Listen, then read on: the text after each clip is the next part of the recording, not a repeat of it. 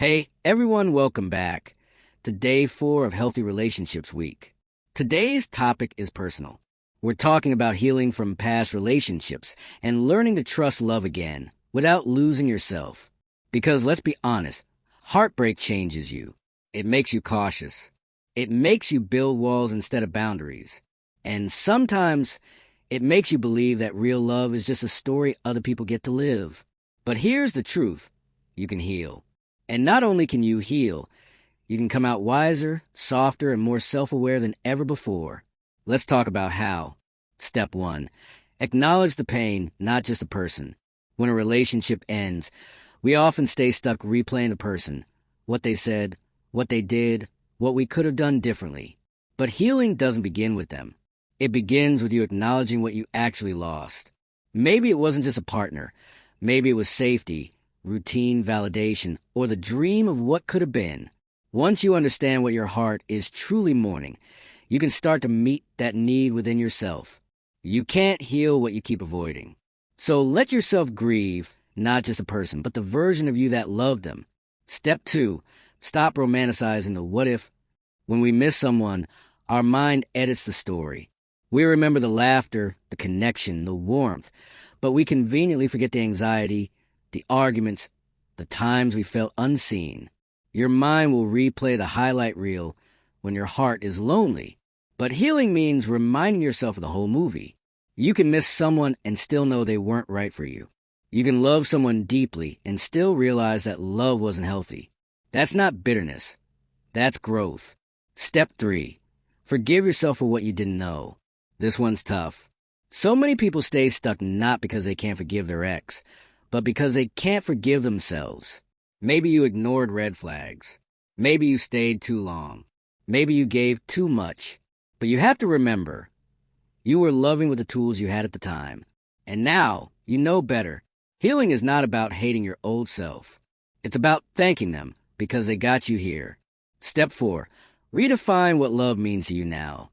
When your heart's been broken, love can start to look dangerous.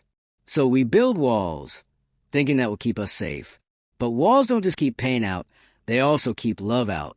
So instead of saying, I'll never love again, try saying, next time, I'll love differently. Because healing doesn't mean closing your heart. It means opening it with wisdom. Ask yourself, what do I want love to look like now? Which parts of me deserve to feel seen, valued, and respected? That's how you rebuild trust. Slowly, intentionally, and safely. Step 5. Take your time. Healing is not a race. You can't rush emotional recovery. There's no deadline for moving on. The world might tell you, just get over it. But real healing takes patience. Some days you'll feel strong and peaceful. Other days, the memories will sting again. And that's okay. Healing isn't linear. It's layered. Each wave teaches you something new about yourself. So instead of asking, why am I not over it yet? Ask, what is this moment teaching me about love, about boundaries, about me? Step 6. Don't let pain define your standards. After heartbreak, it's easy to say, I'll never trust anyone again. I'll never fall that deeply again. But those are trauma promises, not truth. You don't heal by shutting down. You heal by learning to choose better, love slower, and trust yourself first. Your new boundaries are not walls. They're wisdom in action. Step 7. Rebuild your identity outside of the relationship. Sometimes we lose so much of ourselves trying to keep someone else. When they leave, we feel empty, not because of who they were, but because we forgot who we were. So start reconnecting with your own essence. Do the things that make you feel alive again. Spend time with friends who remind you who you are. Find joy in small moments, morning walks, journaling, music, peace. Because healing isn't just about letting go of them. It's about coming home to you. Step 8. Learn to love again, starting with yourself. When you learn to love yourself, you stop begging others for the love you already give. You stop chasing potential. You start recognizing peace as a new passion. That's when you'll meet love that feels different.